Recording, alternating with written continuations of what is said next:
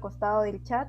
Y si la pregunta está redirigida para César o para Luciana, sería magnífico.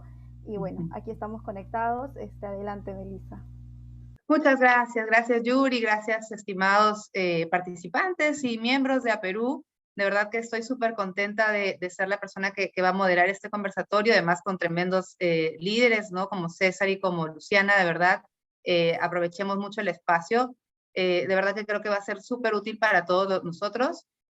Bueno, básicamente teniendo en cuenta este contexto actual en el que estamos atravesando, ¿no? Con una pandemia que no se termina de ceder, con un proceso pues de vacunación que se viene pues de pronto avanzando un poco más lento, con este escenario actual político que tiene el país pues bastante dividido y todas estas variables obviamente se terminan metiendo dentro de una ecuación súper compleja que nos tiene a todos pues bastante desconcentrados, ¿no? Y vigilantes al final también de nuestra estabilidad familiar, personal, ¿no? ¿Qué hacemos cuando esto está pasando, ¿no? ¿Cómo nos adaptamos, cómo nos reenfocamos y podemos transitar todos estos cambios en tanta incertidumbre? En esta coyuntura actual, Luciana, César, cuéntenme cómo sienten que se ha afectado la productividad en sus equipos, ¿no? ¿Cómo han tenido que reenfocar, qué han implementado como para sopesar toda esta coyuntura? A ver, voy yo. Dale. Gracias, Melissa. Un gusto también estar aquí con César, Yuri. Gracias por la organización y bienvenidos todos. Es bien complejo, ¿no? Y es bien cierto lo que tú decías, Melissa. La verdad que hoy día justo estaba con una persona del trabajo y decíamos, ¿ya qué más le puede pasar al Perú? O sea, nos ha pasado de todo y es increíble la capacidad que tiene el ser humano para adaptarse, ¿no? Yo creo que hemos ido cambiando, ¿no? Y como propio proceso de adaptación hemos pasado por diferentes etapas. Yo creo que cuando empezó la pandemia, nos agarró pues a todos por sorpresa. Y yo lo que veía es que hubo mayor reto en las empresas donde había muy poca tecnología, porque evidentemente no tenían, muchas ni siquiera tenían las herramientas para de pronto mandar a la gente a la casa y cómo se seguían comunicando, ¿no? Mientras que otras, yo por ejemplo, en este momento estaba trabajando en una empresa donde teníamos muy avanzada la parte digital, entonces fue muy fácil, la verdad que ese viernes cerramos las computadoras y el lunes ya estábamos trabajando con todo muy fácil, las comunicaciones, ya las informaciones, todo está en la nube, ¿no? Entonces me di cuenta un poco de la importancia de qué tan maduros estábamos en tecnología.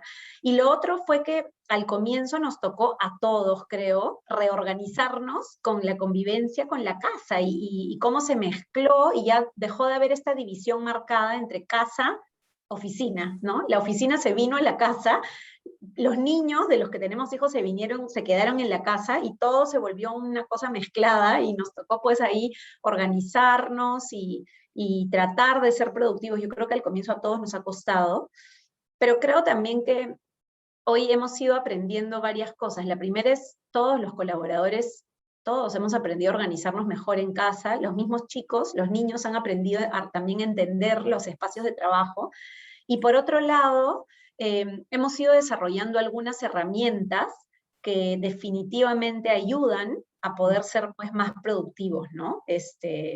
Desde un mejor internet para algunas personas, hasta algunas métricas y herramientas que nos han ayudado un montón, la verdad. Sí. Miren, en mi caso, en nuestro caso, Melissa, creo más que afectado el modelo de productividad, nos ha retado a cómo medirlo, ¿no? O sea, ya teníamos un dashboard, un tablero consolidado de indicadores, KPIs de gestión humana bastante robusto y que lo veíamos con cierta frecuencia, con cierta periodicidad y que establecíamos planes de acción. Pero creo que el nuevo contexto nos obligó a retar este modelo y a verlo hasta tiempo real. Porque todo lo que pasó, las restricciones, el toque de queda, todo, nos llevó a un ajuste prácticamente diario. O sea, el ausentismo era todo un tema con el toque de queda, por ejemplo.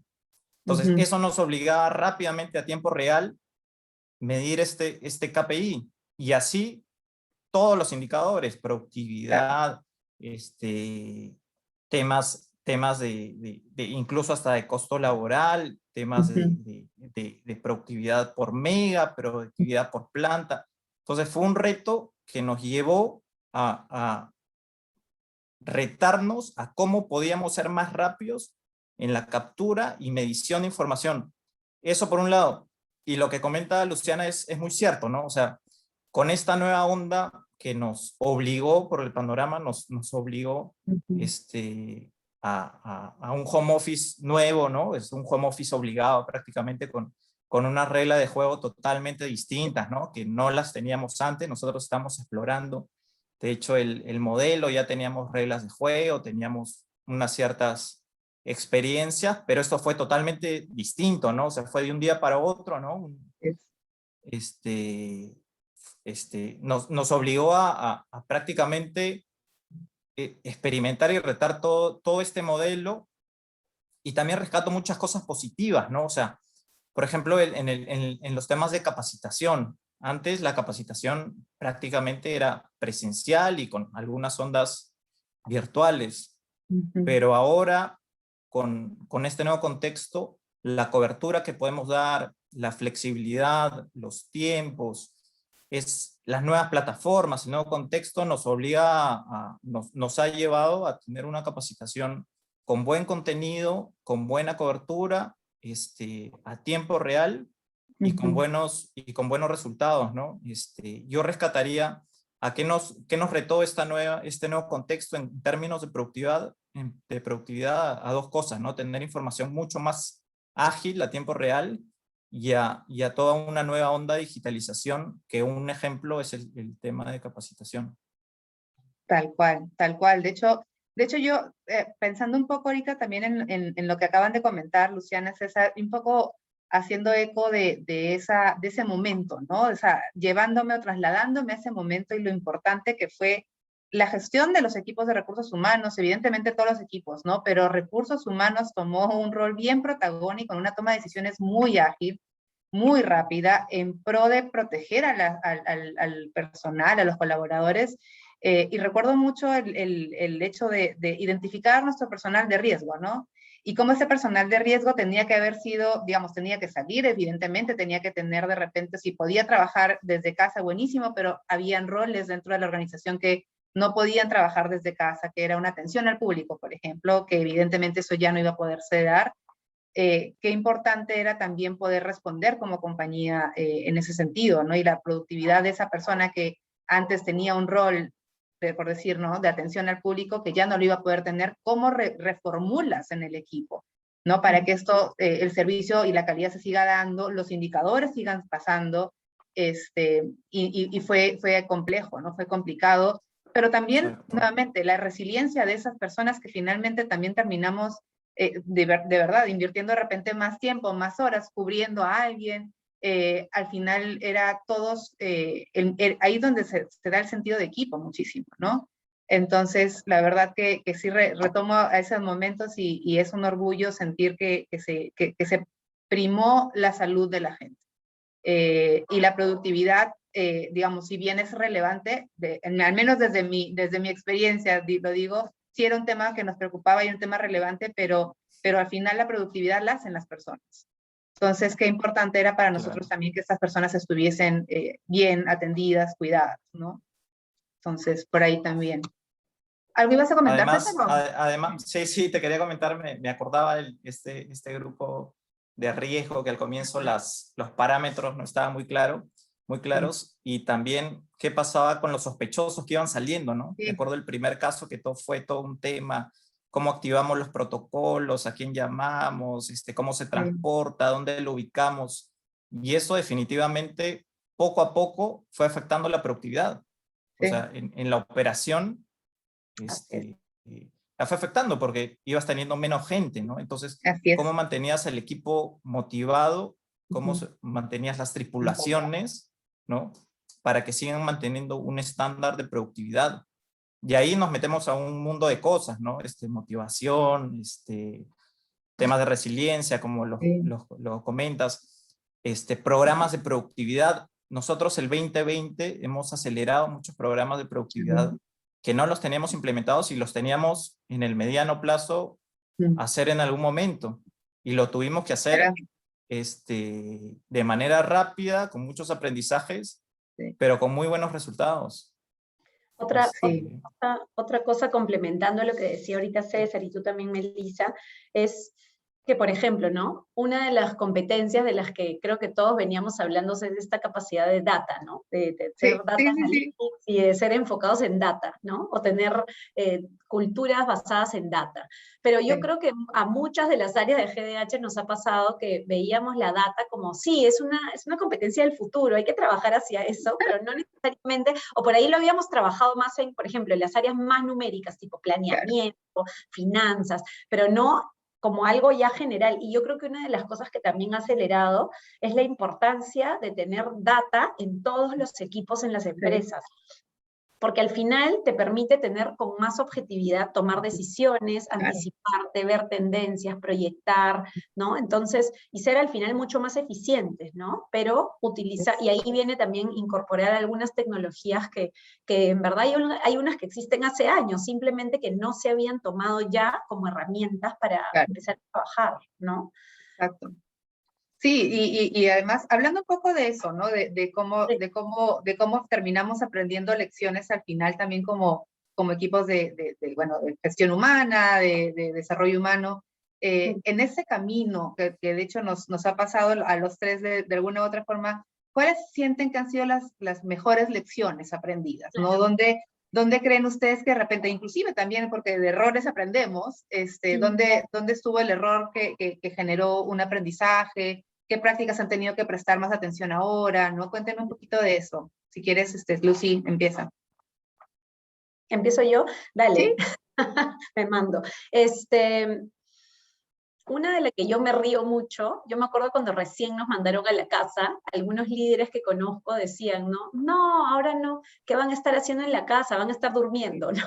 El típico pensamiento de que si no lo estás viendo, no está trabajando, ¿no? Entonces, una de las lecciones aprendidas que yo creo que le ha pasado en general a muchos liderazgos es ya comprobar que no se necesita que la persona esté sentada en un escritorio frente a ti para saber que está trabajando, ¿no? Entonces, que sí se puede llegar a resultados estando en remoto, que sí se puede. Entonces, y eso es algo que para mí es un golazo que ya hemos logrado que se asiente en tantos liderazgos, porque yo creo que a veces en las áreas de gestión humana lo pensábamos, pero de repente no será tan fácil que lo lleguen a entender todos los líderes, y yo creo que como que esto nos obligó, ¿no? A romper ese paradigma. Otro que yo me ponía a pensar es que la gente no necesita control permanente, o sea, más que control permanente, lo que la gente necesita es las herramientas adecuadas, ¿no? Y por otro lado, objetivos claros, o sea, saber qué tienen que hacer, y por otro lado, métricas claras, cómo medimos que ese resultado al que queremos llegar se está cumpliendo. Mientras tengamos eso, y obviamente gente bien cuidada, que se sienta valorada y que esté motivada, vamos a llegar a los resultados, más que el control en el sentido de, ¿no? de saber exactamente qué está haciendo la persona cada minuto. Entonces, eso realmente genera una cultura orientada a resultados, ¿no? Lo otro es que yo creo que otra cosa importantísima es que, o sea, al final la base de las relaciones es la confianza y el respeto, y eso gana a todo. O sea, la verdad que yo siento que si las empresas que tenían, veo que las empresas que estaban más basadas en desconfianza, esa es la que más les ha costado la adaptación, pues, a este modelo. Y hoy, claro, ya sabemos que cuando pase la pandemia, lo más probable es que la mayoría de empresas ya no regrese 100% a la oficina, ya el modelo de trabajo híbrido ya se está trabajando, y ya, claro, cada una ya verá cómo lo va a implementar. Obviamente cada negocio es distinto también, ¿no? Ahora, y si pienso en una lección aprendida en base a errores, que me pareció buenísimo que lo digas, una podría ser creo que tenemos una oportunidad todavía en seguir aprendiendo cómo hacer reuniones más productivas, ¿no? O sea, a veces también lo que nos ha pasado a algunas empresas es que hemos caído en la famosa reunionitis, porque claro, cuando nos vemos, creemos que hay que hacer reunión para todo, y en verdad no, yo creo que hay que dar un paso atrás y preguntarnos cuál es el propósito de las reuniones, ¿no? Si es una reunión para juntarnos a revisar una tabla cada uno, oye, mejor cada uno lo revisa por su lado, anota sus mejoras, y tal vez nos juntamos para hacer ideación, ya para construir, ¿no? Entonces, creo que es importante siempre tener mucha claridad de para qué nos estamos reuniendo, porque si no, al final la gente se la pasa conectada en reuniones, y en qué momento te concentras en crear, ¿no? En tener tu momento de idear, de aplicar creatividad, de innovar. Entonces, esas podrían ser algunas. Sí, me gustó, de hecho lo de la reunionitis nos viene pasando a muchos, ya les voy a contar también un poco Pero pasa también con el contexto actual, ¿no? Pasa También, mucho. Nos pasa hasta pasa más de repente, ¿no? Porque es más pasa fácil mucho. Coordinar y poner Sí, reuniones y virtuales. entonces tienes al final todo el día lleno de tu agenda con reuniones, y entonces a las 7 empiezas a revisar correos. Correo, o por ejemplo quieres hacer una estrategia, cuando quieres hacer tu estrategia a largo plazo, esos momentos en que quieres estar solo concentrado y dices ¿a qué hora? Entonces luego que 7 de la mañana o en la noche, ¿me entiendes? Entonces hay que reservar espacios. De todas maneras. Cuéntame cuál es tu posición, César, ¿qué piensas sobre esto, esas lecciones aprendidas? Sí, mira, en nuestro caso comparto totalmente la postura de Luciana, ¿no? Esta nueva realidad ha puesto en evidencia muchos estilos, muchos patrones de liderazgo que antes de repente no estaban un poco más ocultos, ¿no? O sea, ahora la necesidad de tener a la persona al lado ahora ha sido mucho más evidente. Entonces, eso ha sido algo muy notorio, ¿no? En el año pasado, sobre todo. Yo rescataría dos aprendizajes. Uno es que teníamos un buen modelo de desempeño, pero todavía con oportunidades, con KPIs de repente más ligados a resultados que a gestión. Y que lo veíamos evidente en todos los niveles organizacionales, ¿no? ¿Cómo medimos el resultado al corto plazo y no nos ponemos tantos indicadores de gestión, de coordinación, que eso pasa, ¿no? Pero resultan siendo más los cómo que el resultado. Eso fue muy evidente por un lado. Y por otro lado, también que teníamos una gran oportunidad en términos de feedback y de retroalimentación. O sea, nos dimos cuenta en el transcurso de los meses que la gente necesitaba una devolución de cómo les estaba yendo, un feedback de calidad. Y eso lo hemos venido trabajando en estos últimos meses, ¿no? Rescataría puntualmente esas dos cosas y le sumaría también la parte de que por ahí Luciana lo comentó en algún momento, en la parte de data. Nosotros creo que somos muy consolidados y muy fuertes en temas de data, pero un poco más analizando los resultados post-mortem, ¿no? De lo que pasó. Esto nuevo nos llevó, como lo comenté antes, a tener data mucho más rápida, más ágil, pero también a llevar a predecir comportamientos que se iban a dar en el futuro. Claro. En temas de rotación, en temas de búsqueda de gente, en temas de productividad. Entonces nos llevó a un contexto bien simpático, en el sentido de que sabíamos que la data nos podía nutrir de un contenido bien importante para hacer más rápido y más ágil los temas, y que los flujos de data a veces eran también muy burocráticos, ¿no? O sea, por ponerte un ejemplo, antes para tener un ratio de ausentismo, el supervisor tenía que reportar cuántas ausencias había tenido en su tripulación, eso se lo enviaba a una persona de capital humano, la persona de capital humano centralizaba toda la información y después de X días podía enviar la data. Ahora eso ya no nos servía. O sea, ahora necesitamos en el mismo momento saber cuántas personas asistieron y sobre eso actuar. Entonces te lleva a revisar todo un proceso, todo un flujo, dónde está fallando, dónde está ganando, y a tomar medidas de manera mucho más mucho más veloz. Sí, eso creo que va también muy relacionado a que también, de hecho, a ver, creo que en esos contextos se implementan muchas cosas nuevas, pero también se retan muchas cosas para dejar de hacer. Totalmente. Esto ya en este contexto Sí. no me da ningún tipo de valor y hay que sacarlo de la figura, ¿no? ¿Cómo lo ves, Luciana? Totalmente, hay que desaprender para dar espacio al aprendizaje. Y yo creo que eso tiene que ver justamente con ser ágiles, ¿no? O sea, no podemos estar como, digamos que, tener apego por una práctica porque siempre se hizo así o porque siempre antes funcionó. O sea, nosotros tenemos que ser los primeros en cuestionar todo y tener la flexibilidad también de pensar en cuál es la experiencia que queremos que tenga el cliente, cuál es la experiencia que queremos que tenga el colaborador o el líder, y de acuerdo a eso ajustar y reajustar las veces que sea necesario esas prácticas, ¿no? Que nos permitan justamente pues ser más ágiles, ser más productivos, tener a la gente más contenta, etcétera. De acuerdo, sí. Y Dime. ahí le quería sumar solo, y también creo que todo lo que estamos hablando también nos ha llevado a ser conscientes de que existen muchos sesgos y cosas que tenemos internas en el estilo de liderazgo, ¿no? O sea, muchas cosas por poner en foja cero y comenzar a pensarlas de nuevo. O sea, si es que realmente necesitamos a las personas hasta el punto de saber si realmente hasta necesitas oficinas, ¿no? O sea, por decir cualquier cosa. Si es que realmente como estabas haciendo las cosas, te sirven de acá para el futuro, y ahí puedes capturar ahorros, puedes capturar oportunidades, eficiencia, productividad, etcétera, para hacerlo mejor. Claro.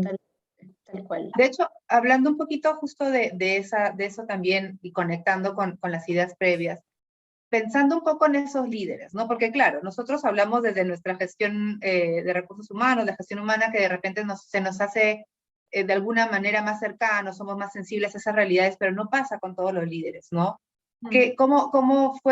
¿Cómo venden en todo caso esos desaprendizajes o esas accionar más ágiles a nivel de los líderes que tienen equipos a cargo? ¿Cómo desde gestión humana han ayudado a transitar a los líderes hacia esa mejora o ese foco en la gente y en la productividad? Por ejemplo, yo creo que para empezar, como en todo, la cultura facilita bastante, ¿no? Entonces yo creo que también partamos de qué tipo de cultura ya había instalada, porque ahí, dependiendo de eso, el cambio se hace un poco más fácil o mucho más, ¿no? más complejo. La verdad que cuando nos agarró la pandemia, o sea, por ejemplo, ahorita acá en Financiera ya había una cultura como muy de confianza, ya estábamos trabajando la agilidad, entonces en realidad yo creo que igual sí nos tocó adaptarnos y romper paradigmas, y como dices, es empezar a darnos cuenta, oye, ¿cuáles son los sesgos que están instalados? Y para empezar, reconocerlos, porque esto es, vamos a trabajar género en las organizaciones, ni siquiera somos conscientes, ¿no? A veces de estos paradigmas que tenemos. Pero yo creo que sí nos ha tocado una fuerte labor al final en acompañar a los líderes, en empezar a cuestionarnos, y yo creo que algo que ayuda un montón es cuando nos hacemos preguntas relacionadas con el propósito de para qué hacemos lo que hacemos, ¿no? O sea, por ejemplo, ¿para qué sirve la oficina? ¿Cuál es el propósito? ¿Es dar simplemente escritorios para que la gente venga a trabajar? ¿O es de repente generar espacios colaborativos donde, ¿no? los equipos puedan y hacer dinámicas, por ejemplo? Dependiendo de eso, rediseñas, ¿no? Lo mismo con lo que decía César con el aprendizaje. Cuando empieza la pandemia, yo estaba en otra empresa donde todas las capacitaciones eran 100% presenciales. De hecho, nunca habíamos hecho nada virtual. Y durante los primeros 3 meses de la pandemia, sacamos nuestra primera universidad virtual y la creamos toda in-house, y pudimos lograr virtualizar toda la inducción, todo el proceso de onboarding, y después empezamos a construir una serie de cursos, todo con los entrenadores internos que ya teníamos, pero nos dimos cuenta, oye, esto lo hemos podido hacer mucho antes, y por ejemplo, como decía César, nos dio el alcance de llegar a la gente en provincias, que antes era todo un tema traerlos, ¿no? Porque era o viajar, pero cómo dejan la plaza allá, o sea, era todo un tema, y de pronto nos dimos cuenta, oye, en virtual qué maravilla, ¿no? Y bueno, ya luego vienen estos cursos blending que usas diferentes. Entonces yo creo que es como empezar a preguntarnos y ayudar a los líderes a preguntarnos cuál es el propósito de esto que estamos haciendo, ¿no? Y de acuerdo a eso, dar pasos atrás para rediseñar.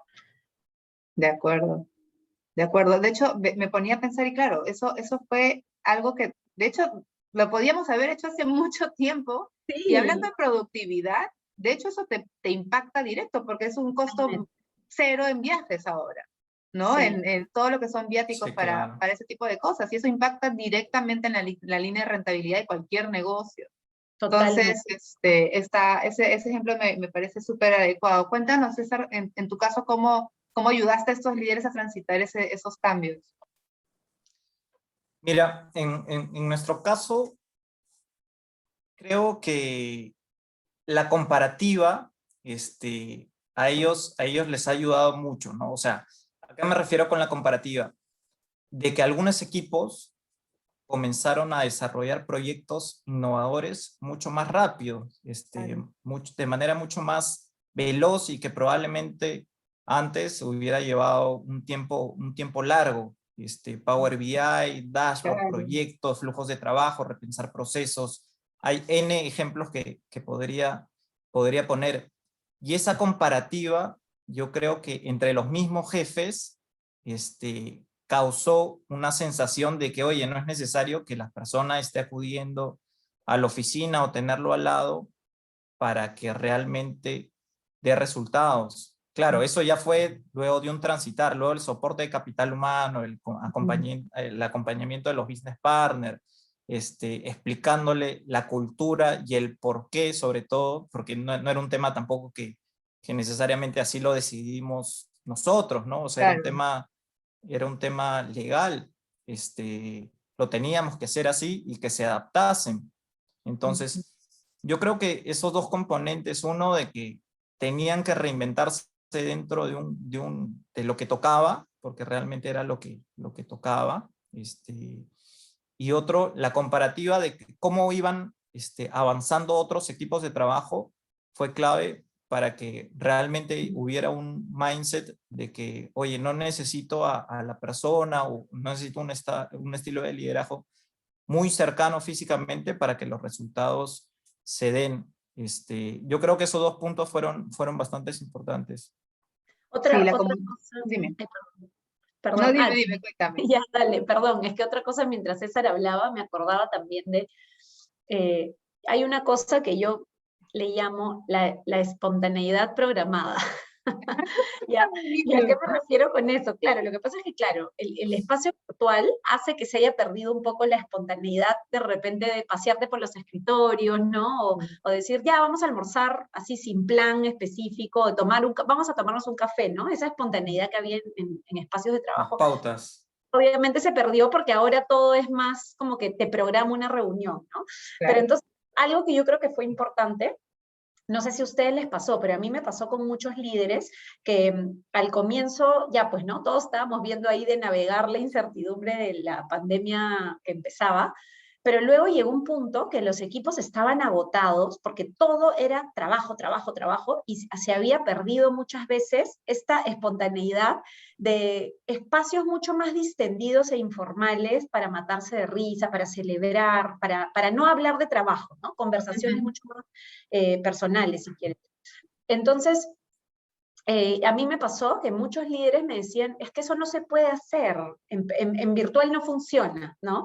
Y algo en lo que vinimos trabajando fue, oye, sí funciona, está bien, tal vez no es lo mismo que irnos juntos a un restaurante a almorzar, por ejemplo, o estar ahorita tomándonos un café juntos en una oficina, no es lo mismo, pero sí se puede llegar a generar espacios súper lúdicos, ¿no?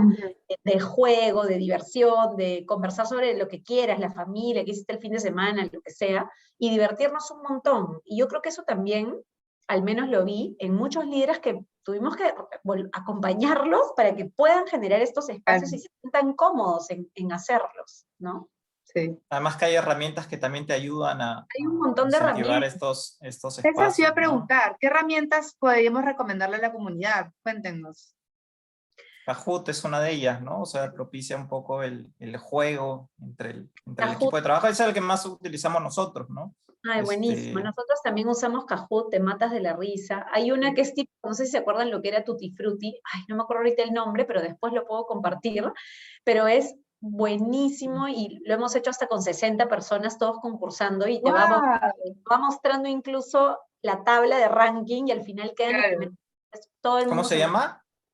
no me acuerdo el nombre, es de Tutti Frutti, pero tiene otro nombre, pero les prometo compartirlo después para que lo puedan, ahí lo posteo en LinkedIn para que lo tengan, pero es buenísimo. Después, por ejemplo, nosotros usamos muchas dinámicas en Miro, este tablero donde puedes crear miles de dinámicas, no sé si conocen Miro, pero es una herramienta también buenísima porque puedes crear muchas prácticas de empatía, o sea, una serie de dinámicas que justo vienen de lo agile, pero te permite hacer una serie de dinámicas desde, por ejemplo, qué queremos mantener como equipo, qué queremos dejar de hacer y qué queremos empezar a hacer, ¿no? O pegar stickers de unas... virtuales, ¿no? Es que estos post-its virtuales, claro. Y entonces hay un montón de cosas, ¿no? Y luego, en mi caso, también hacemos muchas dinámicas, tipo las anteriores, solo que virtual, pero más de juego, tipo, no sé, corran todos y traigan un elemento de su casa que los represente, ¿no? Cosas así,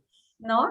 O muestra cuál es tu lugar favorito de la casa, cosas así que son mucho más, sin tanta tecnología, pero la gente se mata de la risa y les encanta como mostrarse también. Igual, y esto, dime, César.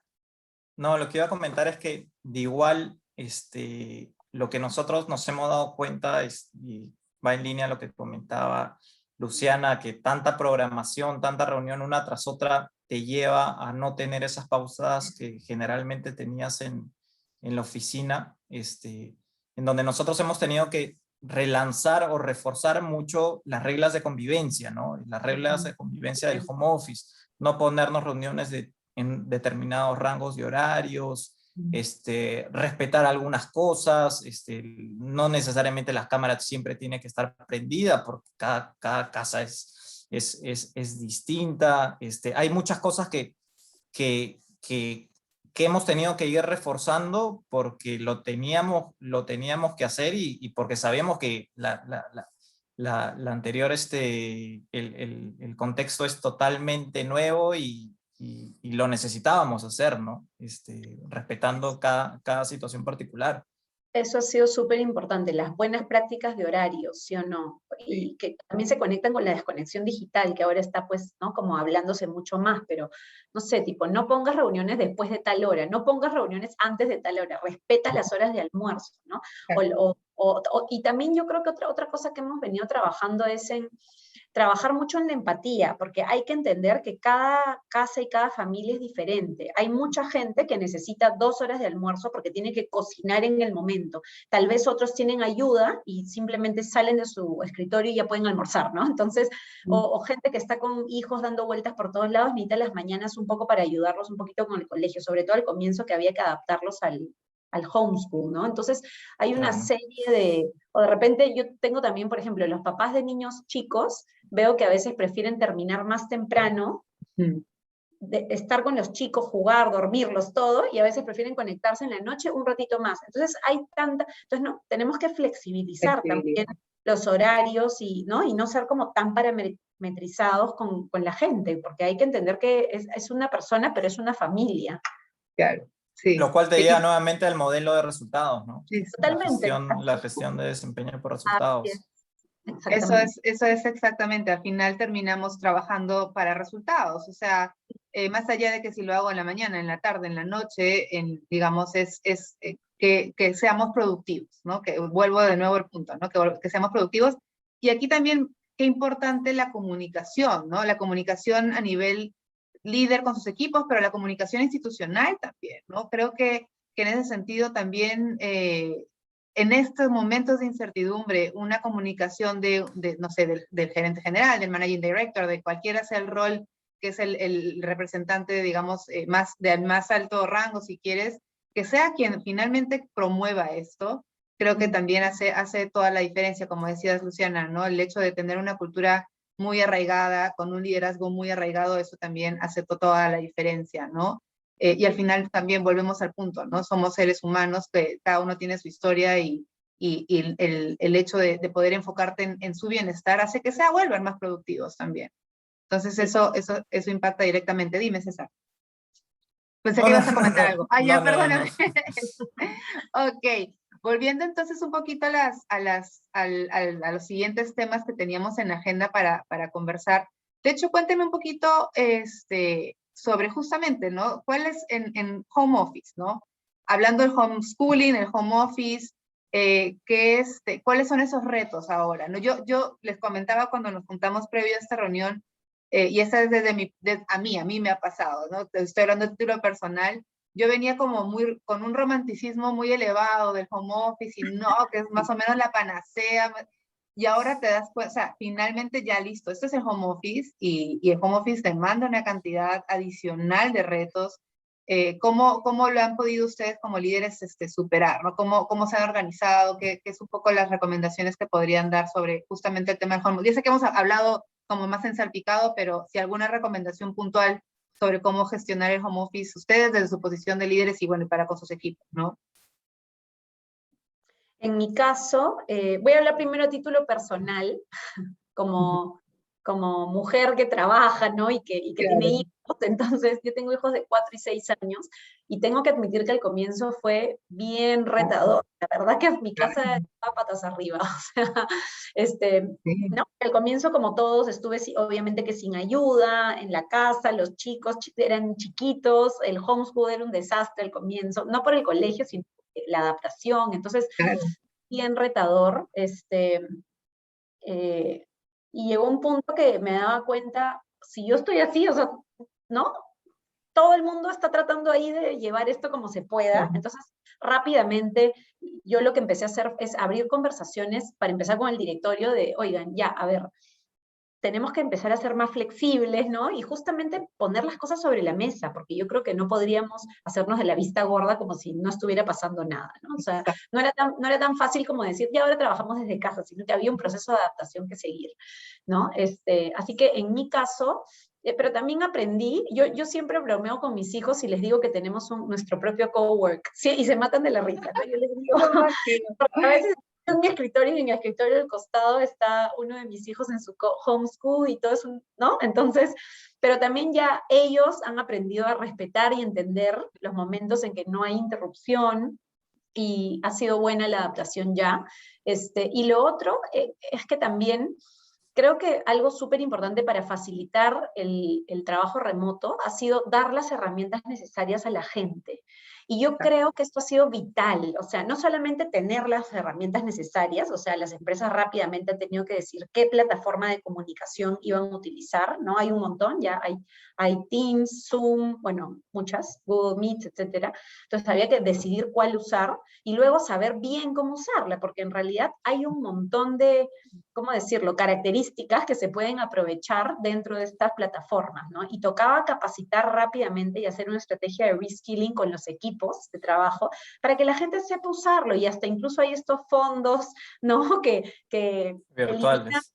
eliminan la realidad de tu casa. Claro, por ejemplo. Melissa tiene ahí Acá un mosaico. Justo. Total, a veces yo tengo un fondo maravilloso y atrás mío pueden estar mis hijos, el perro dando vueltas y no se notan. Entonces, también era como darles estas herramientas para que la gente se sienta más preparada, ¿no? Para poder utilizar lo necesario. Yo creo que hubo que también mejorar muchas veces, depende, ¿no? Cada realidad es distinta, pero ver el internet de las casas. Ha pasado de todo, yo creo, para lograr que la gente pueda trabajar bien, ¿no? Y que pueda avanzar. Entonces yo creo que eso ha sido lo principal.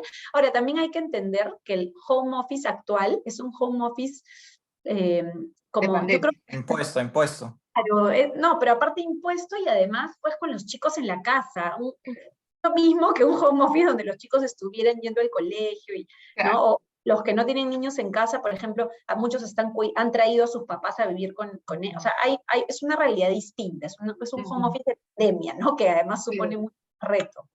Sí, de acuerdo. César, cuéntanos tú ahora, ¿cuáles son como tus principales recomendaciones para un home office exitoso? Mira, totalmente de acuerdo con lo que ha comentado Luciana. Yo creo que algo interesante que pasó de manera inherente fue que ya las reuniones de trabajo ya no se centraban tanto en lo laboral, sino como el contexto estaba tan complicado que había una apertura. Oye, ¿cómo estás? ¿Cómo está tu familia? ¿Cómo está tu hijo? ¿Cómo está tu mamá? O sea, una apertura que de repente antes era un poco más, más cerrada.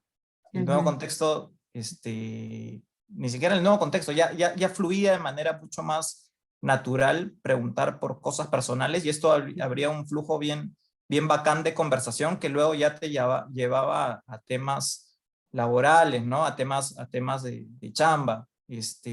Pero creo que eso se dio de manera inherente, se dio de manera muy humana. Otro punto que yo rescato es cómo el equipo se reorganizó de manera muy rápida, ¿no? Porque muchos proyectos se cayeron por temas presupuestales y temas obvios de negocio, ¿no? Ya era un salir de crisis que un desarrollo. Entonces, muchos proyectos, muchos procesos se pararon. Por ponerte un ejemplo, nomás selección, o sea, ya las perspectivas de contratación cambiaron de manera abrupta. Lo que hizo el equipo, y fue un aprendizaje bien bacán, es cómo optimizamos, cómo reorganizamos rápidamente al equipo para aprovecharlo. Y una iniciativa y un proyecto que me gusta mucho contarlo es un proyecto que se hizo, que se llama En Confianza, ¿no? Que es el equipo de selección, la mayoría de ellas psicólogas de profesión, comenzó a brindar ayuda emocional a la compañía. Entonces, caló muy bien todas las sedes y con un foco bien centrado, que era la parte operativa, que era quienes seguían yendo a la operación, quienes seguían asistiendo, quienes dejaban sus miedos en casa y tenían que ir porque la producción no paró, ¿no? De manera obvia. Entonces, ahí se brindó un apoyo bien bacán. El equipo se reorganizó, se sintió confortable, se sintió sumando de una manera distinta, pero en un contexto bien difícil, ¿no? Ese fue un proyecto que resultó bien bonito, bien simpático. Sí, qué importante además es atender justamente también esa parte, porque tú puedes darle objetivos claros, puedes darles herramientas, puedes generar los espacios, pero si la persona no la está pasando bien porque tiene un familiar enfermo, lo que sea, o preocupación por su misma estabilidad laboral, porque pues obviamente a todos nos ha impactado de mayor o menor manera el contar con ese auxilio psicológico, ese soporte psicológico. De verdad que sí, yo creo que al menos las empresas que hemos logrado implementarlo ha sido la gran diferencia también, ¿eh? Totalmente. La palabra, ¿sabes qué? La palabra, porque va más allá que la salud concebida desde lo tradicional, que es la salud física, ¿no? Sino claro. el sentido de bienestar, ¿no? De bienestar integral, tomó otro nivel de conciencia, yo creo. A nosotros también nos ha pasado algo muy parecido a lo que decía César. De hecho, hicimos todo un programa de cuidado al colaborador con, tienes psicólogos, médicos, nutricionistas, hemos hecho una serie de actividades hasta de mindfulness, una serie de cosas que se extiende incluso a la familia, no solo al colaborador, sino también a la familia, porque claro, es lo que decías tú también, Melissa, imagínate un colaborador. ¿Cómo puede rendir bien si tal vez la esposa está pasando por una terrible crisis? Es bien complicado, ¿no? O de repente un hijo adolescente que también le está costando un montón, y eso ha pasado mucho en las casas. Entonces, ¿no? Los niveles de estrés han sido fuertes, sobre todo en algunos momentos. Entonces, el acompañamiento se vuelve vital, ¿no? Para lograr. Y yo siempre me acuerdo cómo alguna vez he tenido este debate entre si tienes como que hay que elegir entre resultados o clima o bienestar. Y yo siempre digo, no hay que elegir, porque son amigos. Uno no puede tener sin el otro, ¿no? O sea, no puedes tener un super clima con pésimos resultados, porque entonces la gente no se siente motivada, porque uno quiere lograr cosas. Pero tampoco puedes tener un enfoque a la total exigencia con un pésimo clima, imposible, tienen que ir juntas, ¿no? Sí, no, y hablando de ese punto en particular también, ¿no? La tendencia es, sobre todo al comienzo, ¿no? Pandemia, ok, tengo que, no sé, el negocio se va a ver impactado, evidentemente, sus resultados, entonces acorta todo lo que son, o recorta lo que es presupuesto para temas de de clima. Y es como, al contrario, es el momento, ¿no? Para justamente hacer esa apuesta, ¿no? Por la gente, por el bienestar de la gente. Entonces, más allá de recortarlo, porque, digamos, porque se visualiza como un gasto, para mí es una inversión en la productividad de las personas, justamente, ¿no?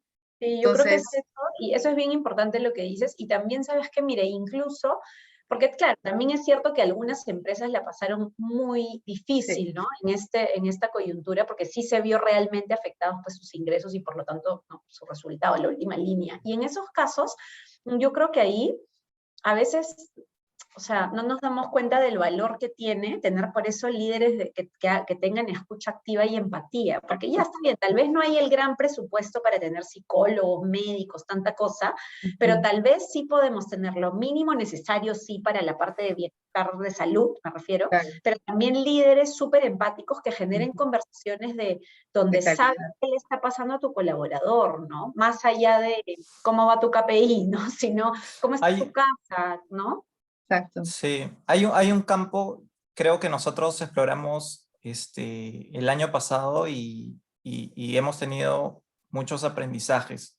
Y es todo el concepto, en todas las palabras, de lo que es el reconocimiento. O sea, yo creo que el reconocimiento ha sido clave para mantener la motivación y la productividad de, de la gente.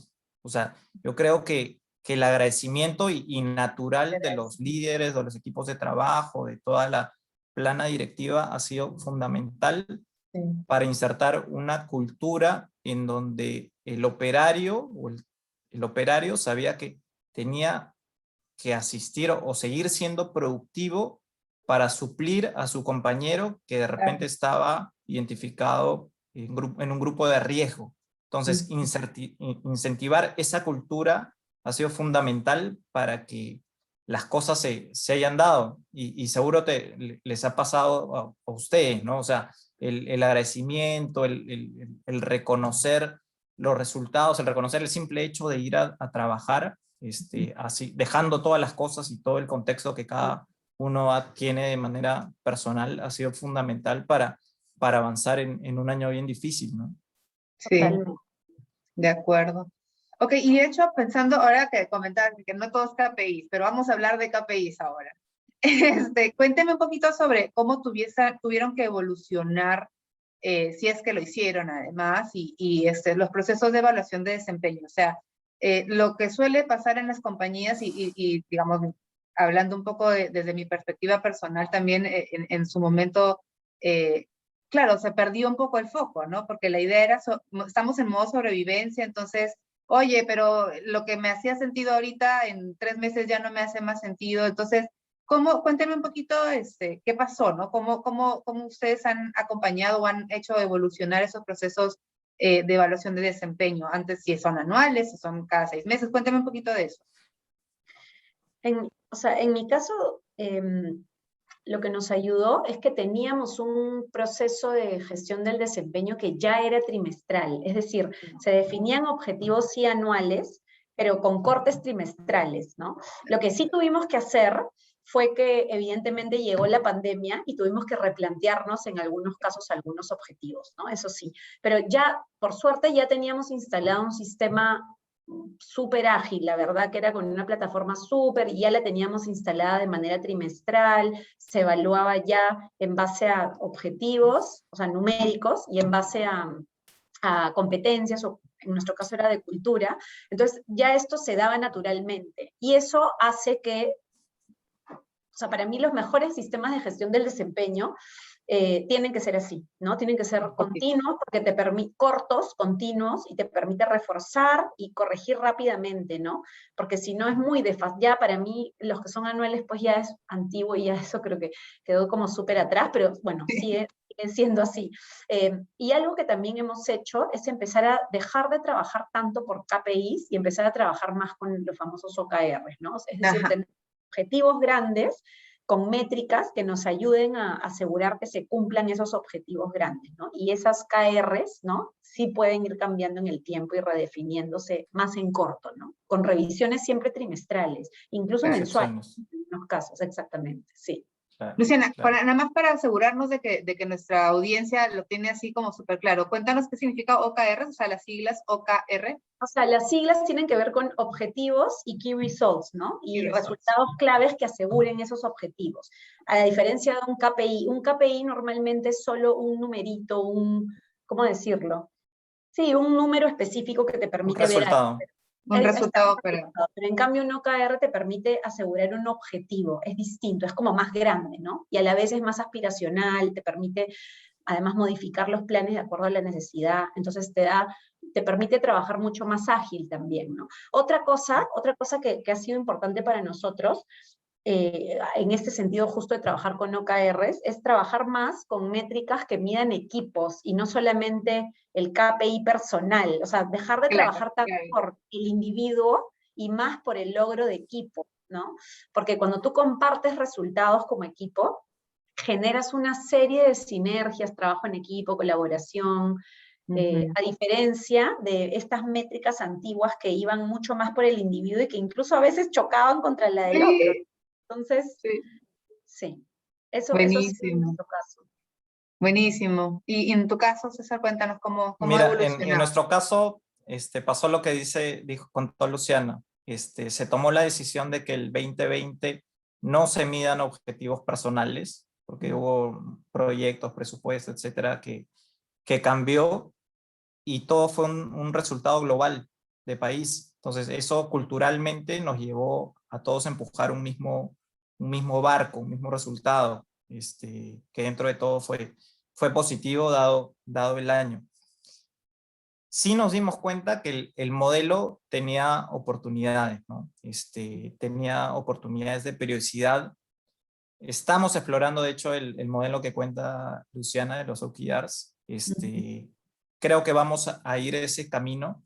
Y nos dimos cuenta que teníamos mucha oportunidad en la madurez de identificación y establecimiento de objetivos. Como lo dije hace un ratito, muchos objetivos eran de gestión más que de resultado y los cómo no se veían también en ninguna parte.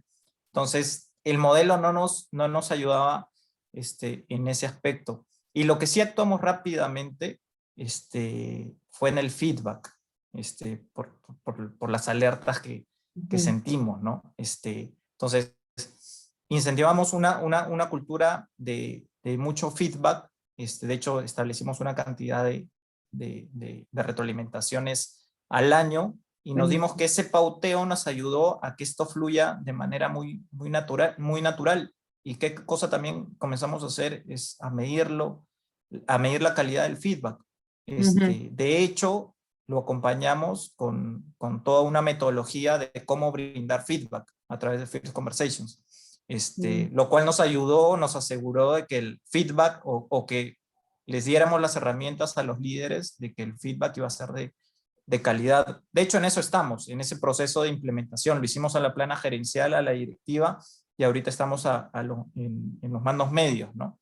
Pero creo que eso fue clave, ¿no? O sea, darnos cuenta de cómo cómo el modelo nos permitía dar un giro de tuercas rápido, tomar una decisión como el modelo iba a ser grupal. Otro, darnos cuenta que nuestro modelo tenía oportunidades, y otro, la parte de retroalimentación y la madurez del proceso fue bien interesante, ¿no? Sí, que yo creo que esa es ahorita está siendo la clave, ¿no? Cómo adaptamos estas mediciones a mediciones, de hecho, que hagan más sentido en más cortos tiempos, porque está siendo tan dinámico el ambiente, que efectivamente lo que funcionaba de repente en enero, febrero, ya más adelante dejó de ser sentido, y qué importante es también buscar objetivos que lleven más a la sinergia, al trabajo en equipo, a la colaboración, a la comunicación. Eso creo que al fin, sobre todo y especialmente en un contexto donde estamos todos un poco más remotos, ¿no? Me olvidaba Dime, de un punto, Meli. dime. Revisar nosotros lo llamamos principios culturales, pero son las competencias. Ya, De hecho, las revisamos, incorporamos competencias relacionadas al manejo de crisis, porque claro, eso fue totalmente evidente, ¿no? O sea, la sí, respuesta ante la crisis, flexibilidad, respuesta rápida, fue un adaptabilidad. tema. Adaptabilidad, exactamente. Fue un tema que se puso de manifiesto, ¿no? Entonces, ese componente también se revisó, y de hecho incorporamos todo un todo un bloque de evaluación de manejo de la crisis. Eso es súper, súper importante. Se ha vuelto, o sea, de por sí siempre había sido bien relevante, pero en tiempos así, el adaptarte rápido. Claro, Uy, se puso así, claro. se puso a prueba muchísimo, y la verdad que eso fue la diferencia entre alguien que rápidamente agarró la onda y empezó a trabajar, y alguien que de repente le costó mucho, mucho más, y fue mucho más resistente, y estaba pegado en el es que yo necesito, es que yo no puedo, es que, y eso creo que también es súper complicado, o sea, y hay que entender, ¿no? Personalidades de diferentes adaptabilidades, ¿no? Personas que se adaptan mucho más rápido, personas que necesitan pues un poco más de tiempo para transitar. Entonces, buenísimos, buenísimos. Yo ahora la verdad que habiendo pasado ya una horita rica de conversación, no sé si me dan chance y empezamos con las preguntas que tenemos. Ya, digamos, tenemos varias preguntas. Mira, hablando justamente de las cosas de home office, tengo el gato aquí pegado, espérame. Sácate. Ya, esas son las cosas también del home office que uno ya aprende a ser como más tolerable. Totalmente. A ver, tenemos una primera pregunta que voy a leer de la sección de preguntas y respuestas, todavía no del chat, pero sí de la de preguntas y respuestas, donde dice: ¿cómo hicieron con los operativos o gente de producción que no podía ir a trabajar por la pandemia, ya sea por la edad, y en su casa no podían hacer el trabajo? Además de sacarlo de vacaciones, ¿qué otras cosas pudieron hacer? Cuéntenos. En mi caso no tengo operarios. Lo que sí pudimos hacer con las personas detectadas como vulnerables es que fue distinto, ¿ya? En muchos casos los reubicamos y vimos que, por ejemplo, pasarlos a un área, lo que tú dijiste al comienzo, Melissa, pasarlos a un área donde igual pudieran trabajar, pero desde el teléfono, ¿no? Claro. O desde casa, ¿no? Entonces, y felizmente lo pudimos hacer. En otros casos tuvimos que dar licencias también, Claro. ¿no? Pero lo bueno es que en nuestro caso sí, a mucha gente la pudimos simplemente reubicar en otras posiciones de atención, pero de atención al cliente, pero desde casa, ¿no? Eso fue lo principal. No sé si tú, César, has tenido por ahí más ejemplos. Sí, o sea, nosotros tenemos plantas, ¿no? Claro. Bastante antiguas, y sí, un gran grupo, más o menos 250 personas, fue identificada en grupo de riesgo. Wow. En la medida de lo posible, siempre y cuando sus funciones lo permitiesen, se trató de incentivar el home office, ¿no? Pero más que todo para funciones administrativas. Para funciones operativas no, o sea, se les dio licencia con goce, y claro, un concepto que se utilizó fueron las vacaciones, pero aquí fue fundamental lo que comenté, ¿no? La cultura de reconocimiento y del compañero, en saber que cómo yo estoy aportando en suplir a mi compañero que está identificado en grupo de riesgo y que no puede venir a trabajar. Pero sí, esas personas de hecho se mantienen todavía en casa, ¿no? La mayoría de ellos. Sí. Hay algo a mí me pasó algo muy, creo que es una práctica muy buena, ¿no? Que, digamos, no en mi actual trabajo, sino en mi anterior trabajo, donde yo también trabajaba en una financiera. Y claro, teníamos personas, digamos, de negocios, que es el asesor de negocios que vende los créditos, también pues muchas no podían exponerse. Y también nos tocó también un poco llevarlos por cuidarlos, ¿no? Personal de riesgo a su casa. Y teníamos algunos proyectos, de hecho, desde el área de capacitación, y tomamos personal de riesgo que estaba en casa, que podía trabajar desde casa. Oye, ayúdanos a crear contenido para los cursos de ventas, ¿no? Claro. Ayúdanos a virtualizar, ayúdanos a... Entonces, son los facilitadores. los Sí. facilitadores. Y están felices de aprender una habilidad nueva, de generar este nuevo aprendizaje, el poder contribuir, ¿no? Desde otro rol. La verdad que nos funcionó muy bien, y la verdad que yo sí lo tomo como una de las mejores prácticas que pudimos hacer, o sea, darle otro sentido a una persona que de otra forma estaría en su casa haciendo cosas muy operativas, ¿no? Sí, de hecho. Funcionó muchísimo. Ok, acá tenemos otra pregunta. ¿Cómo convencer de la convivencia del feedback? Conveniencia, perdóname, una que ver. ¿Cómo convencer Meli, creo que te saltaste una. Perdón, ¿Consideran que esta pandemia? sí, tienes razón. Vamos primero con la pregunta de Augusto Varas. ¿Consideran que en esta pandemia hemos desarrollado liderazgo empático? Espero que sí. Yo creo que sí, en las experiencias que yo he tenido, en las experiencias donde he estado, con los líderes con los que vengo trabajando, creo que sí, definitivamente. De hecho, ahorita, para acompañar y continuar fortaleciendo estas habilidades, por ejemplo, estamos sacando unos programas de liderazgo muy enfocados en escucha activa, comunicación asertiva, empatía, ¿no? En estas habilidades blandas que son tan necesarias y que hay que como fortalecerlas. Entonces, yo creo que sí, que a todos nos ha tocado, y además que, mira, creo que hasta los líderes a los que más les costaba, o sea, yo creo que algo que ha pasado con la pandemia también es que ha traído esta cosa de no solamente me cuido yo, sino yo te cuido a ti, ¿no? Porque esto es lo que pasa con el COVID, es la mascarilla, todo lo que usamos es para cuidarnos, pero también para no contagiar a otros. Hay un tema de responsabilidad con el otro, ¿no? Y eso es algo bien bonito. Yo creo que eso es algo que sí nos ha tocado a todos los que somos líderes, en general a cualquier persona, ¿no? El ver la realidad, pues, que estaba pasando, porque a todos nos ha tocado de alguna manera, o cerquita, un poquito más lejos, pero a todos nos ha tocado.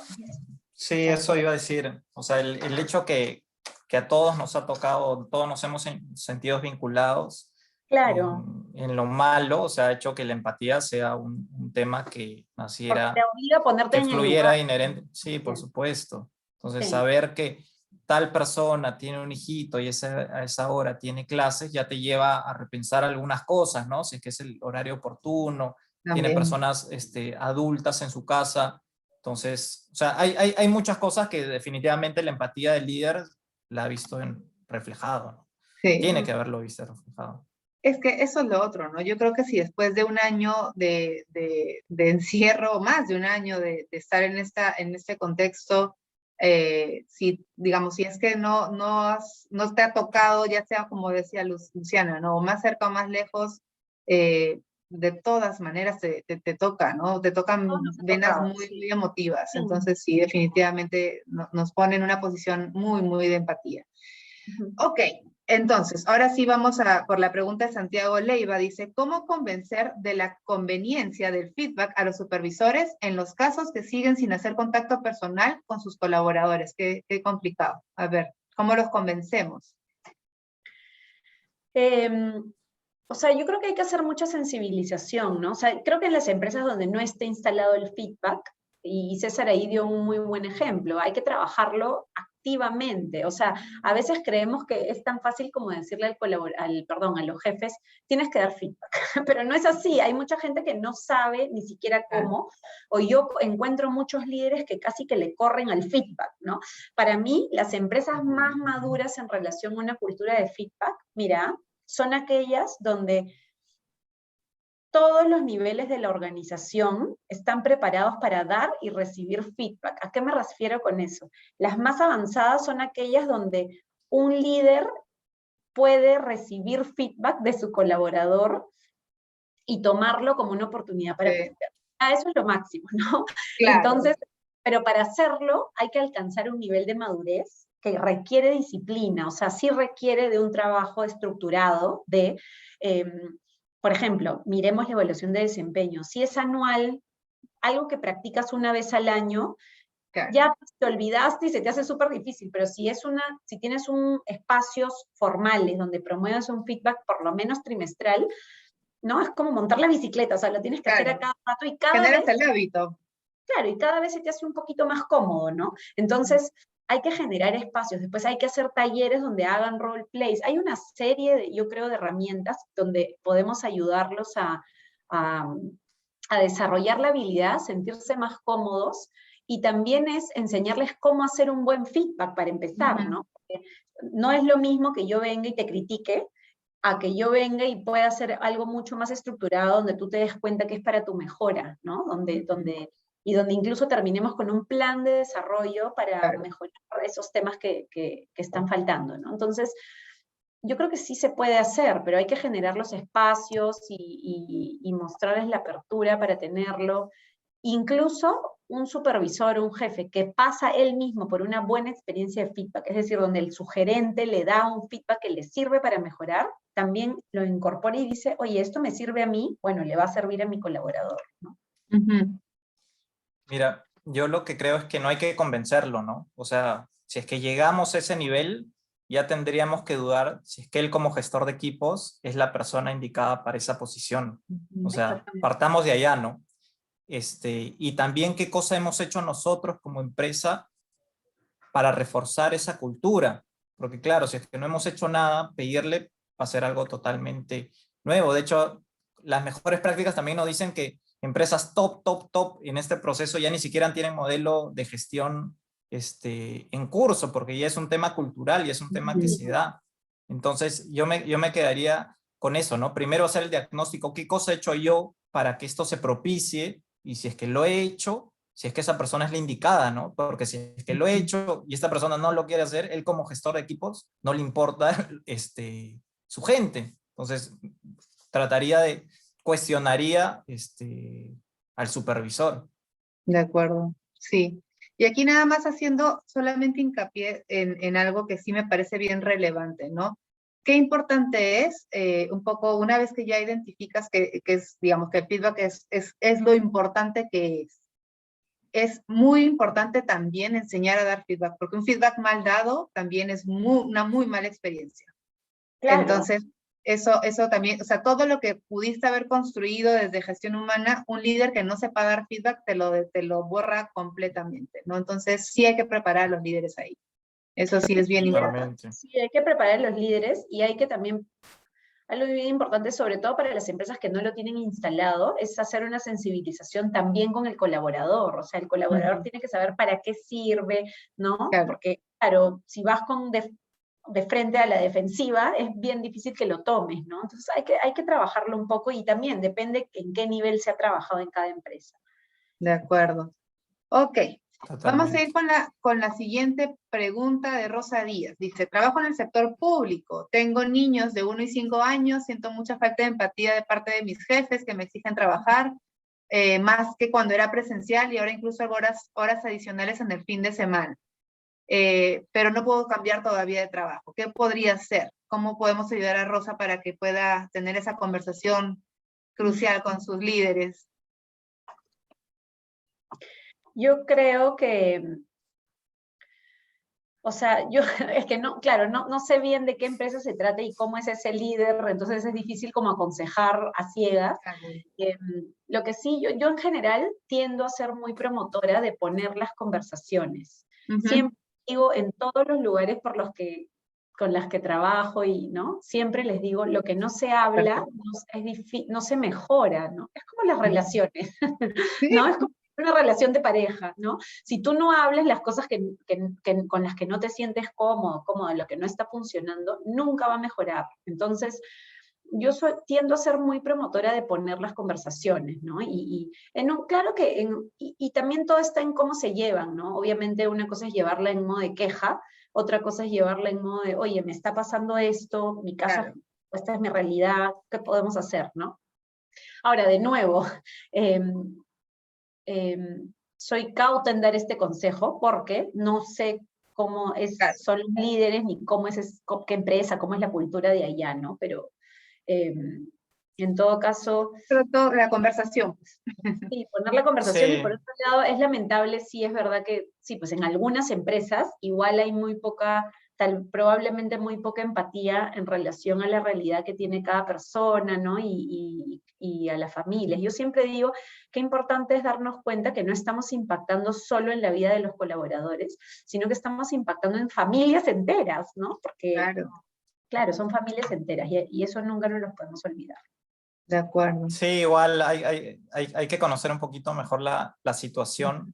Igual creo que el feedback es bidireccional, no es necesariamente el feedback desde el jefe al colaborador, sino puede ir en ambas vías. Lo único que le aconsejaría es que se prepare, ¿no? O sea, que tenga la metodología, igual como su jefe tendría el feedback con ella, que tenga los argumentos, los ejemplos, el contexto, las situaciones claras para exponer su idea. Esa sería mi recomendación, ¿no? Que tenga un esquema muy claro de cómo plantear el punto. La conversación. Sí, diseñar la conversación y de repente empezar, como siempre, ¿no? El método del sándwich. Empieza por lo positivo y de repente primero puedes reconocer qué cosa sí está funcionando bien en el área y luego vas a qué cosa no está funcionando tan bien, y un poco compartir la realidad que uno tiene, ¿no? Porque también otra cosa es que de repente, por ejemplo, me voy a poner un caso hipotético, pero tal vez es un jefe que no tiene hijos todavía, entonces ni siquiera se ha podido poner en el lugar porque no se imagina cómo es la dinámica. ¿Quién sabe? No sé tantas realidades, entonces a veces es importante también poder contarle qué está pasando detrás, ¿no? De acuerdo. Sí. Ok, buenísimo, gracias. Esperamos haberte podido ayudar. En todo caso, vamos a avanzar.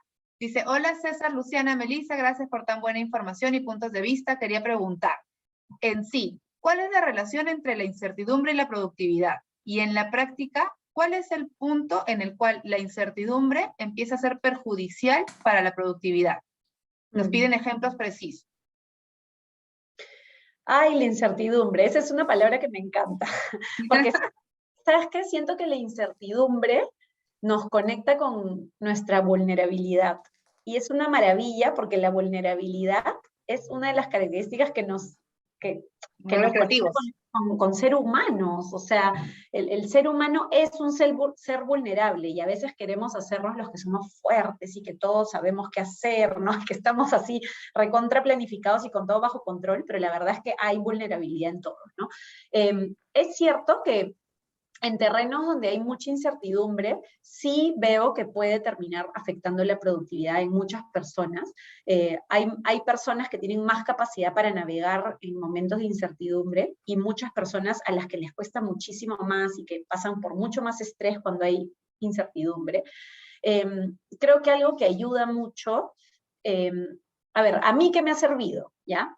Uno es tener espacios programados para conversar con las personas sobre qué cosa sienten, literal, cómo te sientes ahorita, cuéntenme cómo están pasando estos momentos, y abrir conversaciones, y la gente, y hemos creado una serie de prácticas donde nos reunimos con gente que se anota voluntariamente y nos empieza a contar, yo me siento así, me está pasando esto, y se abre una cosa maravillosa donde incluso se aconsejan entre todos. Entonces son como círculos de contención, clase. Y esto creo que es bien importante porque a veces la gente no tiene dónde abrirse. Hay gente que en su casa no lo puede hacer, y está bueno podérselos dar en la empresa. Esa es una. Y la otra es que yo creo que es bien importante el líder visionario, es decir, el líder que es capaz de mantener a la gente con estos mensajes de seguimos para adelante, enfoquémonos en esto, sigamos construyendo, y poder dar esa perspectiva de futuro, de ese futuro compartido que tenemos, ¿no? Porque si no podemos hacer esto, claro, a veces ya la gente está como hacia dónde vamos, ¿no? Y ya entramos en una confusión total. Esas son, por ejemplo, dos concretas que a nosotros nos han servido. Mira, yo creo que la incertidumbre y la productividad tienen una relación inversa, ¿no? O sea, yo creo que inversa en el mediano y en el largo plazo definitivamente, porque provoca que el equipo, que la gente no esté concentrada, que vean otros lados, y por tal motivo no esté enfocada en su día a día. Nosotros lo vimos, por ejemplo, en la incertidumbre laboral, creo que todos lo pasamos, ¿no? O sea, el mercado se puso muy complicado, las empresas comenzaron a dar de baja a personal, gracias a Dios nosotros no lo hicimos, comenzó la suspensión efectiva de labores, etcétera, muchos argumentos laborales que te permitían hacer eso. Y definitivamente esto va en contra de la productividad, ¿no? Yo ahí creo que rescato dos aspectos, ¿no? Uno es la confianza del líder con la persona para que le retransmita su estabilidad laboral, ¿no? Porque si no la tienes clara, no vas a estar enfocado, por lo tanto no vas a estar productivo. Entonces tienes que ser muy transparente en ese sentido. Y si no la tienes clara, también. O sea, ser muy transparente que estamos en un contexto en donde las cosas no están claras, y decirlo así, ¿no? Para no estar en una nebulosa que al final te va a jugar en contra. Y lo otro que lo hemos venido conversando toda la tarde, es el tema de lo importante de la retroalimentación, ¿no? O sea, esos mensajes pequeños, eso cómo vas, ese espaldarazo, ese estás haciendo las cosas bien, oye, te salió bien ese proyecto, yo creo que da mensajes muy contundentes de estabilidad, lo cual va totalmente alineado con la productividad, ¿no? Tal cual. Perfecto, gracias a ambos. Vienen varias preguntas de Alex Aldazábal. Voy a tratar de empezar una por una, si les parece. La primera, de hecho, creo que ya más o menos la han podido responder, pero igual ahí se las comento, es, ¿han reducido sueldos o beneficios durante esta pandemia? Y si la respuesta es sí, ¿cómo manejaron la comunicación o programas con su personal para no afectar la productividad? Creo que esa es una muy buena pregunta. Sí, lamentablemente eso ha sido algo que ha pasado en muchas empresas y ha sido muy difícil, ¿no? En nuestro caso no hemos reducido salarios, entonces no tendría ejemplos para dar en este momento. Sé que ha pasado en muchas empresas y me solidarizo un montón, pero la verdad que nosotros no tomamos una decisión de no tener que hacerlo. Ajá. Sí, en nuestro caso tampoco. Conozco la realidad de una empresa que sí lo hizo, pero cambió su modelo de jornada de trabajo, ¿no? Que te llevó a una reducción de sueldo, es decir, pasaron de full time a part time por temas de negocio. Entonces esa nueva realidad los reenfocó a medir de otra manera o intervalos distintos su productividad. Ese es un ejemplo que podría dar de una compañía que conozco, pero en mi caso tampoco lo hicimos. Ok, sí. Ok, vamos entonces rapidito a la pregunta número 2. ¿Qué prácticas promueven para la desconexión digital? Esa también está buenísima. En nuestro caso estamos trabajándolo justo ahora con más fuerza, o sea, pero algunas que hemos ya implementado tienen que ver con algo que dijimos al comienzo, que es esto de tener buenas prácticas de horarios, es decir, poner algunos lineamientos, como por ejemplo, no poner reuniones en horas de almuerzo, no poner reuniones después de tal hora, ¿no? A partir de la tarde de tal hora ya no poner reuniones, ni programar reuniones antes de tal hora. O sea, hemos dado lineamientos que permitan asegurar que las horas que son fuera ya del horario laboral no tengan reuniones grupales, ¿no? Otra cosa es si alguien se quiere conectar, pero sí hemos tratado, y lo otro es, dentro de nuestro programa de cuidado del colaborador, donde mencioné pues que teníamos psicólogos, médicos, etcétera, hemos también hecho muchas campañas comunicacionales fuertes en relación a la conciencia del cuidado de uno mismo también, ¿no?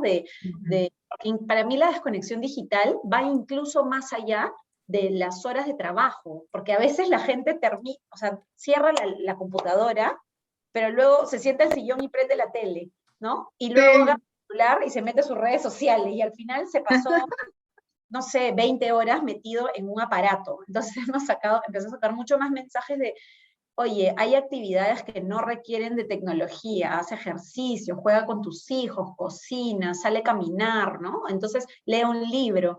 Entonces, o sea, hemos tratado de también despertar conciencia para que la gente también se desconecte por momentos en general de lo digital, ¿no? Eso y buenas prácticas de horarios. Por el momento eso ha sido lo que hemos estado promoviendo. Buenísimo. Sí, en nuestro caso es tal cual. Las buenas prácticas, reglas de convivencia, en la medida de lo posible, Sí. cómo hacemos más productivos también las sesiones para desconectarnos más adelante. Una práctica que estamos intentando hacer con el equipo es enviar la agenda y el propósito de la reunión.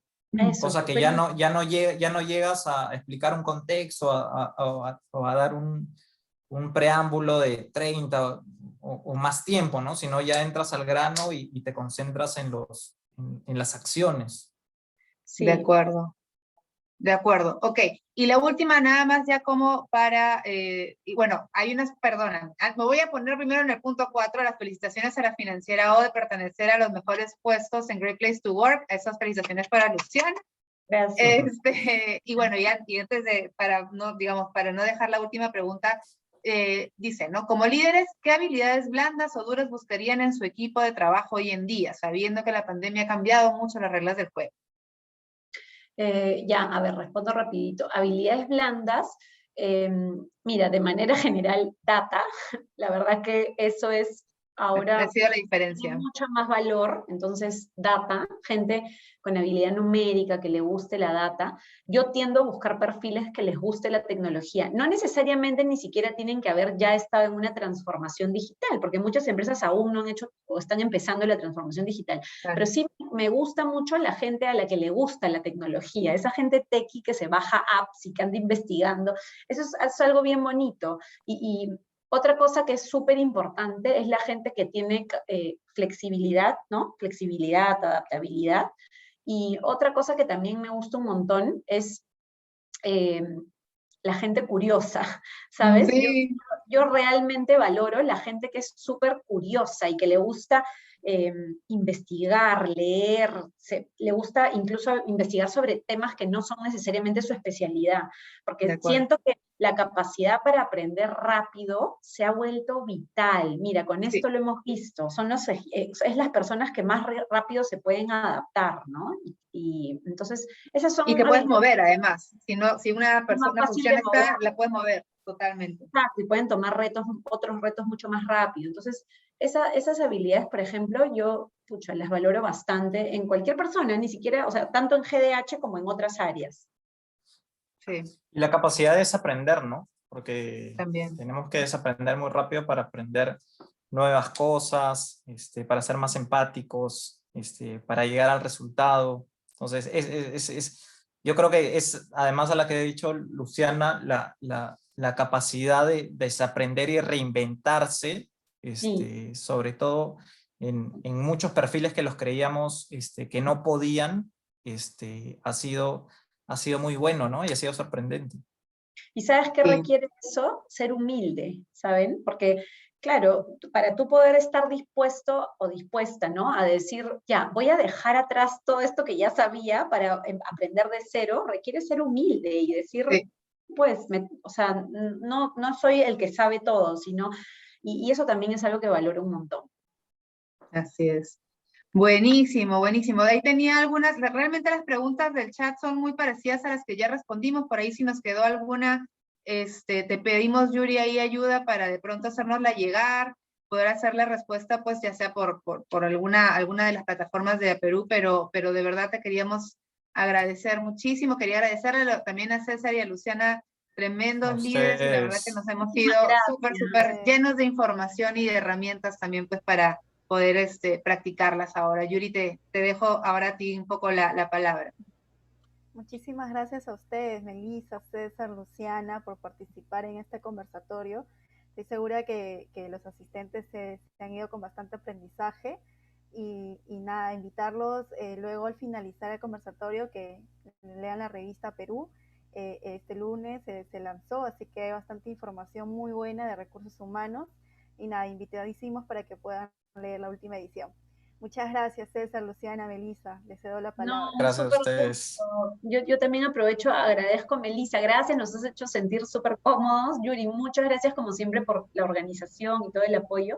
Y gracias también César como panelista junto conmigo y a todas las personas que han estado con nosotros y por lanzarnos un montón de preguntas. La verdad que ha sido un súper gusto.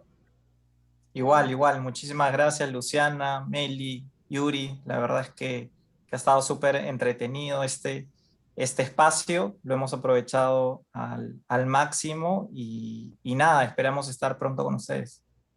Sí, esperemos eso. Yo creo que de acuerdo, que básicamente nos vayamos todos con muchas muchas ideas para implementar en nuestros equipos. La verdad que para eso estamos. Esta es la comunidad realmente trayendo soluciones para todas las personas. Así que gracias de nuevo, Yuri, por todo el espacio y gracias a todos los participantes y de nuevo gracias a Luciana y a César. Un gran abrazo a todos. A cuidarnos mucho todavía. Sí, gracias, buenas noches. Que estén muy bien. Muchas gracias.